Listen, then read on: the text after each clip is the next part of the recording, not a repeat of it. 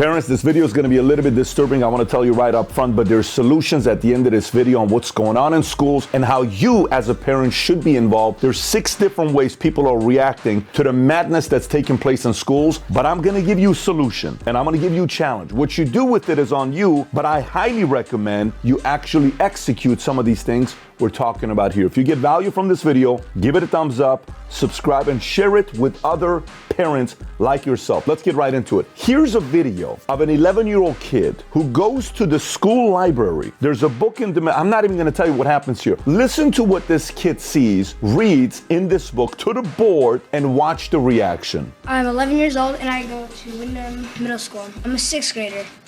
I was in the library and this book was on a stand. I'd like to read you a page. 6th grader. My back over my hips as I ask if we should take our clothes off. And he's saying yes before I finish my sentence.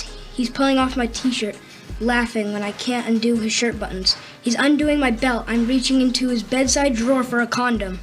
We're kissing. Again, we're rolling over. Obviously, you can see where this is going. I don't know if it's because we're feeling especially emotional or just tired, or these past couple of weeks have been too much. But this reminds me so much of the first time we had sex. We were both fucking terrified, and the whole thing was kind of terrible because we didn't know what we were doing. But it was good too, so good, because we were a mess of emotions, and we were scared and excited, and everything felt new. So this sort of feels like that. Nick touches me like he's scared that any minute. Now, this book was at my middle school, and it was on a stand. When I rented it out to show my dad it, the librarian asked if I wanted more and if I wanted a graphic novel version. Wow. And by the way, you're going to get I'm going to show you the clip of what the father does here. But when you watch this here as a parent, you get different reactions. I'm having these conversations with a lot of people nowadays, whether it's, we're talking about dinner, clients, all these different things. They're upset, they're angry, they're furious, but a lot of them feel helpless. But you're not helpless. There's 6 ways people are reacting to the madness that's going on in schools. Number 1 way, parents, oblivious. They're not involved. They don't know what's going on. I'm too busy. I'm trying to pay the bills. I can't get involved. It's too much for me. It's just public school. I was a product of public school. It's all going to work itself out. The oblivious parents, do not be surprised if your kids get caught up in some of this madness because no one's talking to them about it. The second type of parents that are reacting to this, they bitch, they complain, they go and talk to other friends, but they do nothing about it. All talk, but nothing happens. The third thing that parents are doing right now that you can also do in your school is they're saying, this is so crazy. They are bitching, they are complaining, but they're taking action and they're running for school board. Now, here's the thing about running for school board. I want to give you some stats for you to be thinking about. And a lot of you, I want to challenge you to think about running for school board. Some of you are saying, man, it must be a lot of responsibility. Me when running for school, why would I ever get elected? I'm not a political person. This isn't for me. I'm just a regular mother. I totally get it. Let me give you some stats. Over 90% of things that take place in schools are impacted by school boards. If you're a part of it, you can impact over 90% of things that happen in schools. School boards select the superintendent. Voter turnout, ready? Often is only between 5 to 10% of school board elections, meaning if you run for it, it's not like 100% of people are showing up anyways. It's only 5 to 10%. So if you're philosophically in a place where maybe you have more conservative beliefs and you think the way they're influencing the kids is absolutely ludicrous, you can go talk to other mothers and other fathers and say, do you feel this way? Did you hear about what happened? What do you think about this? What do you think about that? I'm thinking about running. Do I have your support? Do I have your support? And you're getting more people saying, Mary, if you run, Bobby, if you run, I would definitely have your back. We're also upset about this thing here. Now you're starting to recruit other people that would be willing to vote for you because you're concerned about the same issues. Number 4, cost less than $1,000 to run for school board. Number 5, very sellable campaign message. Number 6,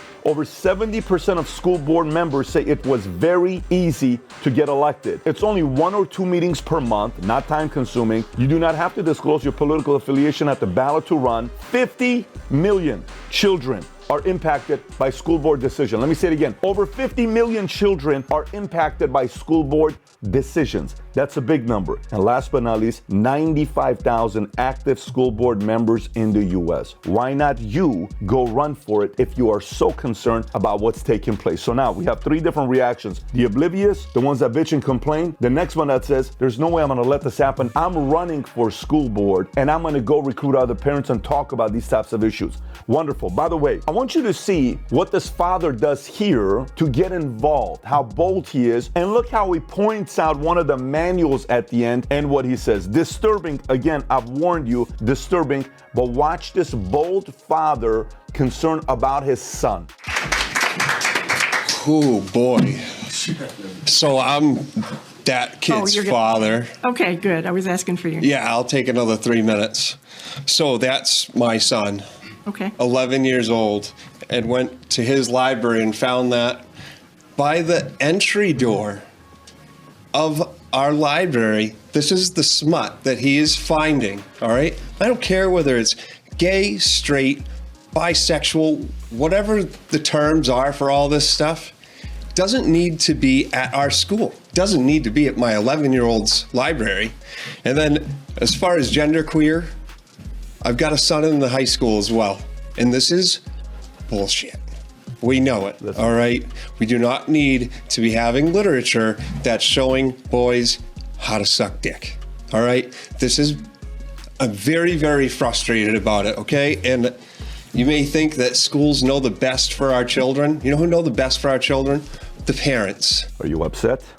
Are you frustrated? Are you angry? You getting the chills all over your body? You're kind of sitting there saying, I cannot believe this is actually taking place? Well, then do something about it. Do something about it. Half the battle of challenges that takes place is when leaders don't do anything about it. You are just as guilty if you allow this madness to take place as the people that are allowing that type of content to be in schools. Because we got to wake up, me and you. There's a risk to staying quiet. So I'm challenging you while you're watching this to do something about it at the school board. So 3 levels: oblivious, bitch and complain, go to the board. Here's the next one, number 4. It's private school with the right values and principles. I'm talking to a lot of people right now that are asking about private schools. You can go on niche.com, you can look at all the schools, find out affiliation, spiritual, Catholic, Christian, whatever it may be, all over the place, and you can interview. While you're interviewing these private schools and you're talking to them, ask them what values and principles they stand for. These are things you ought to be asking about, right? So you may say, Pat, I can't afford to put my kids in private school. Totally get it. Either find a way to make extra money, or number 5, homeschool them. Oh, there's no way I can homeschool my kids. I just cannot homeschool my kids. No problem. Then last but not least, if you can't do any of those things, and you're watching this saying, I still have to stay in public school because I can't afford it, find a state and a district where it matches your values and principles, and research the best public schools that have certain values and principles that match yours, and move there. Yes, move there. It's not supposed to be easy, but move. I hear a lot of people that say things like, what do you mean move there? I don't have any money to move. You think immigrants had money when they moved to America? How much money do you think we came to America with? What do you think my dad did when we came here? It was a cashier at a 99-cent store. So what's the alternative? Staying in Iran? Can you imagine? Yeah, let's keep our kids in Iran. When the Khomeini died, it was a mess in Iran. My mom and dad, we're getting the hell out of here. Thank God they did. We lived at a refugee camp for a year and a half before we made it to the States. And then we came here with nothing. Literally, we had nothing when we came out here. So it's not as big of a deal to move from one state to another as it is to move from a country. You speak a whole different language to a new country. You're gonna move from California, Florida. You still speak English. You're gonna move from Chicago to Texas. You still speak English. You're gonna move from New York to Tennessee. You still speak English. But go do the research, because, we're doing a live podcast. Afterwards, when the cigar lounge, we're having a conversation. This one lady is sitting next to me, and I said, how many kids you got? She says, I got 1 kid. I said, you got 1 kid and you're a valuetainer? She says, yes. So how can you be a valuetainer and only have 1 kid? I'm always challenging people to have more than 1 kid, 2, 3, 4, 5 kids. If you have the resources, you have the money, you want to have more than 1 kid. Anyways, we're having a nice, fun conversation together. But the guy next to her is a single guy, 35, making a lot of money. And he said, man, I don't want to get married because of this, because I said, so what are you going to do? You're going to stay single the rest of your life? Yeah. Well, what the hell's the point of staying single the rest of your life? Tell me what's exciting about that. What is the point of life? Well, I'm making money. So how many do you need to, what do you think the goal of life is? Yeah, I got 4 kids, okay? The relationship and the experience of how much God has blessed me with these 4 gifts, it's the 4 most amazing gifts the man upstairs has given this regular guy. Okay? You and I, if we're lucky enough to have kids, it's our responsibility to lead them. It's your responsibility to lead them. It's not easy. If we don't, bullying comes in many different shapes and forms. And a lot of kids in America today are being bullied. And you and I need to stand up and lead. Those are 6 reactions. Aside from the first one, which they do nothing about it, all the other ones Let's move, let's lead, let's do something about it. Let's get louder in boardrooms so our kids will be protected. So if you got value from this video, give it a thumbs up, subscribe to the channel, and share it with other parents. And I got another video for you if you haven't watched the public school crisis in America. If you've never seen it, click here to watch it. Take care, everybody. Bye-bye.